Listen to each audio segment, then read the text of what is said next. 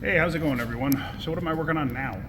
Well, I got that 2010 Silverado, the one I did the motor mounts on, and you remember it had a PO300 Misfire. So I have a new knock sensor. Remember I broke the other knock sensor? So I have a genuine GM knock sensor to replace the one that broke. And we're going to be doing the spark plugs on this. So, and I realized when I had the motor mounts out, it's like, I don't know why it didn't dawn on me, hey, leave the fender wells out because it's just easier to get to the spark plugs. And as you can see, through the driver's side here, it's relatively easy to get to the spark plugs. I mean, I can reach everything easily. And then on the passenger side, relatively easy. The last one on this side is a little bit difficult, especially from up top, but at least if you do it from here, you have a better angle. You can get to it. And it really doesn't take much to take the fender wells in and out. So if you're doing this in your driveway and you have to, like, let's say you're doing brakes or something and you're going to do spark plugs also, take the fender liner out. It really doesn't take much to get it out. Less than 3 minutes, maybe. So it just makes your life that much easier. All right, let's get started. I don't know how much I can actually show you, but we'll see. We'll see. There we go. There's 1, 3, 5, and 7. As you can see, they're worn out. They've been in there a while. The cylinder 1 definitely has an oil problem, but we are not worried about that right now. All we're doing is putting plugs in it. He might address it later on down the road. He's not sure what he's going to do yet, but he didn't want to address it, so he just wants to put the plugs in it.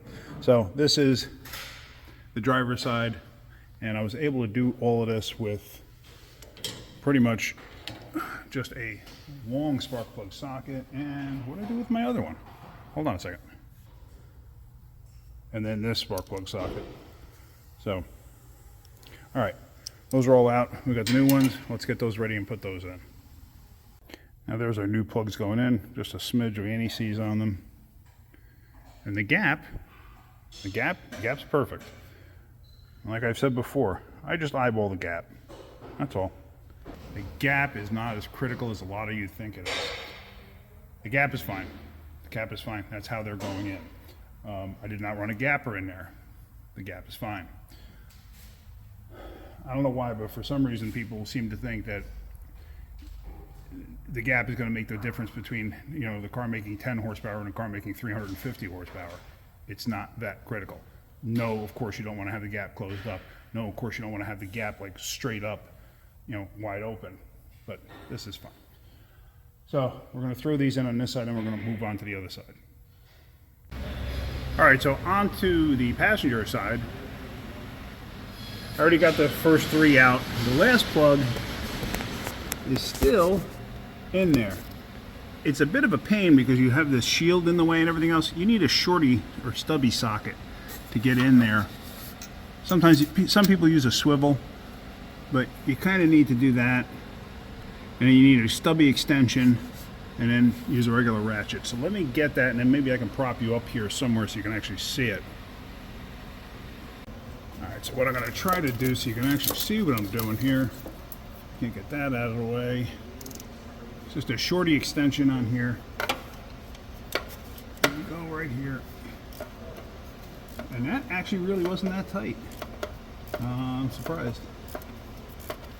I didn't break it free beforehand, and as you saw, I didn't have to put any effort into getting it to start turning. That's not good, because that can lead to the plugs backing out, and then if they back out enough, they can actually blow the threads out, which was a common problem in the Ford 4.6s and 5.4s. Okay, so now, just twisting it with my fingers.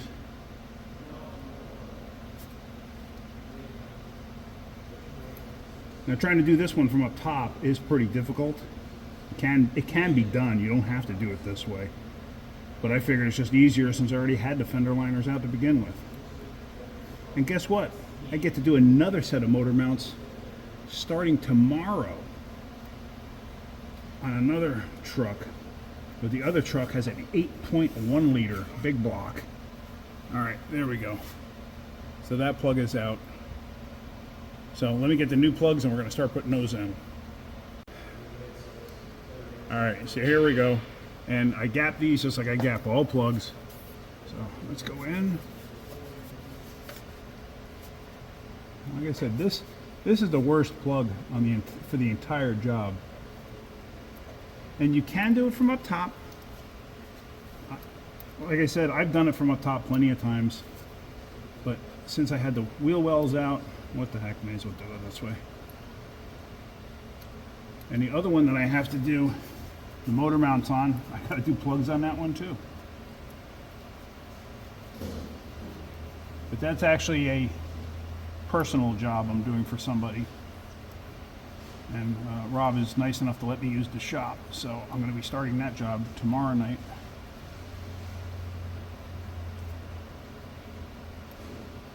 I tell you what, 8.1 liter, that's a heavy motor. That is a real heavy motor. If I'm not mistaken, it also has iron heads. I could be wrong, but I think it's got iron heads. So there, I felt the plug stop right there. Just a little bit more. And that's gonna be good. And for some reason, some of these, the shoulder or the hole that the spark plugs sit in, I'll show you in a second. The hole that the spark plugs sit in is very tight, so sometimes depending on your socket could get stuck into the head.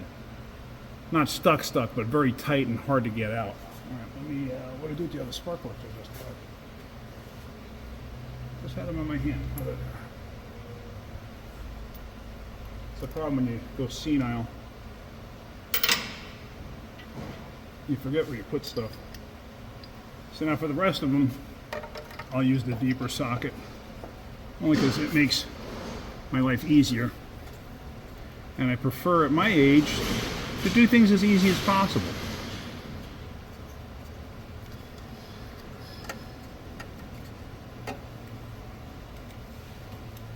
So that's down.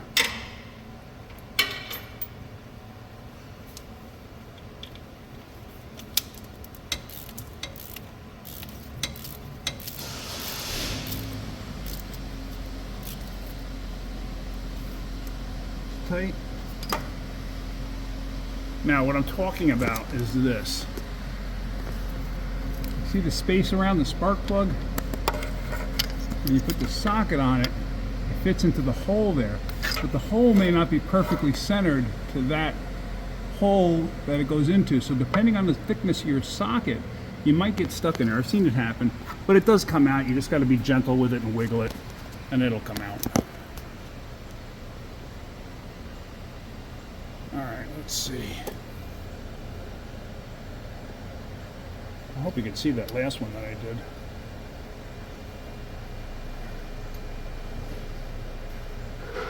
And I do put a dab of anti-seize on them. I don't glob them all up. I just put like a little tiny dab on them.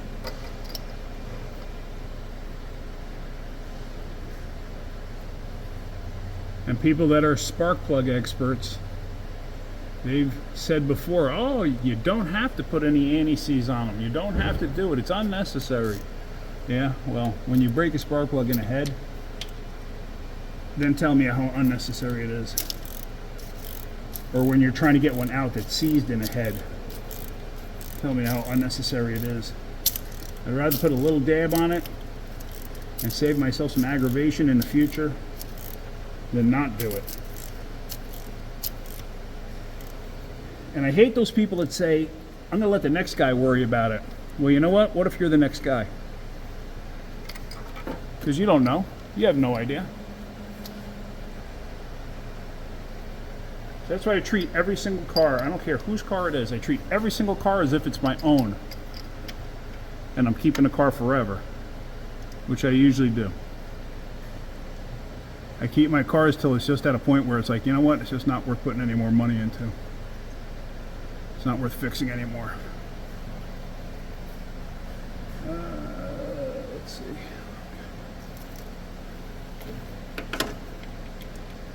I know my hand might be in a way. I'm actually doing this purposely like this with these short strokes, I'm not really blocking the camera too much. At least I hope I'm not.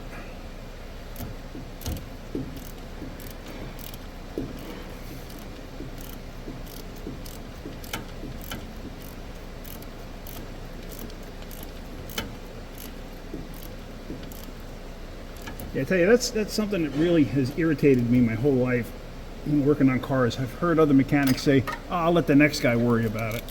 Well, no, that's not how you should go about it. Always treat it like it's yours. Treat it like you're the next person that's going to work on it. So do it. No, don't cut corners. Do it the right way. It doesn't take anything to do it the right way. Nothing extra, really.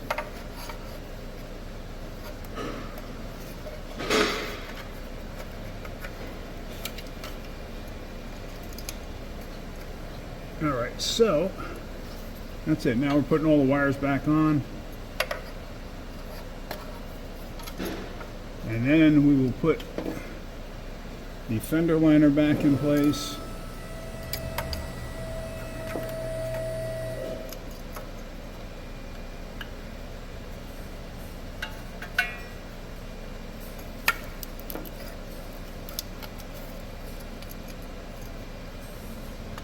Okay. This plastic shielding just disintegrates from heat over the years. Nothing you're going to do about it. So, all right.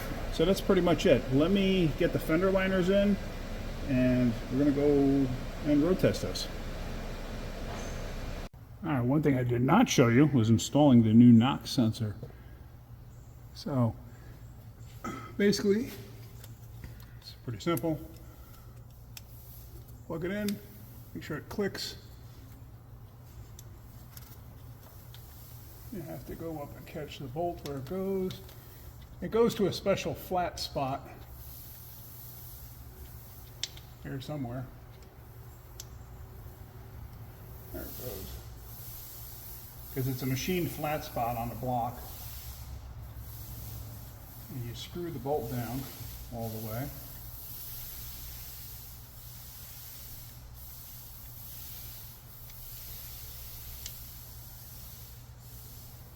Alright, and now, the critical part. Knock sensors get torqued. These get torqued to 18 foot-pounds. Hold on a second, because I got to find my socket.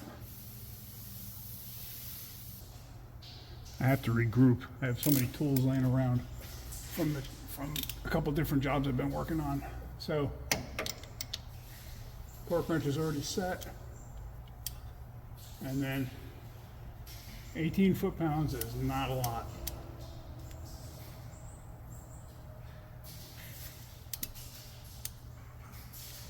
There it goes. All right, so that's it. 18. All right, so now we're gonna go and road test this.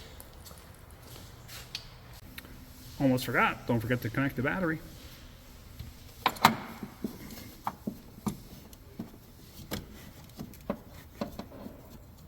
I managed to stick it back there and I can't get it back out.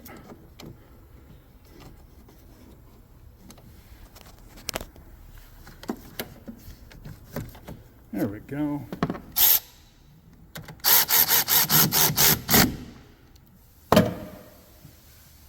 Okay. Now I got to put this brace back in place.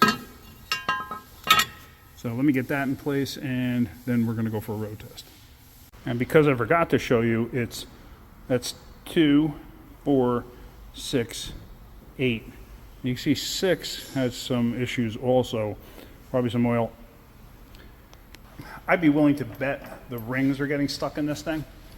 I've seen that quite often. A few of you commented on the short that I had, or the picture, I don't remember what it was, of the spark plug, and said, oh, change valve stem seals also. Yeah, that could cause that, but in all honesty, on these motors, it's very rare to see valve stem seals going bad on these. Very rare. I actually see more broken valve springs than I have valve stem seals going bad. So, just something to think about. But I really think that it's piston rings. But we're going to take this thing for a ride, see what it does. All right, so I took her for a very good long road test, and she runs fantastic. Transmission shifts beautifully, not a concern one bit. So I'm taking off from a light here.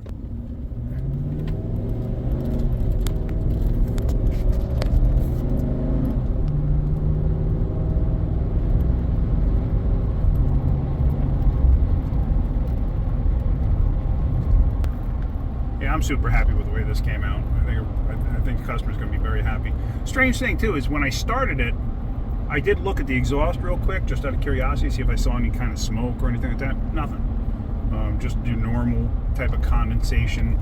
Didn't smell anything burning. So, you know, that's why I'm pretty confident it's probably the rings. Usually, if you have a valve stem seal leaking, usually you'll get a huff of smoke in the morning. That's common. But not necessarily all the time, but more common that way. All right, so I'm happy with this. All right, well, hopefully you got something out of that video. If you did, hit that like button. If you could, please subscribe. All right, guys, have a great day. Keep wrenching.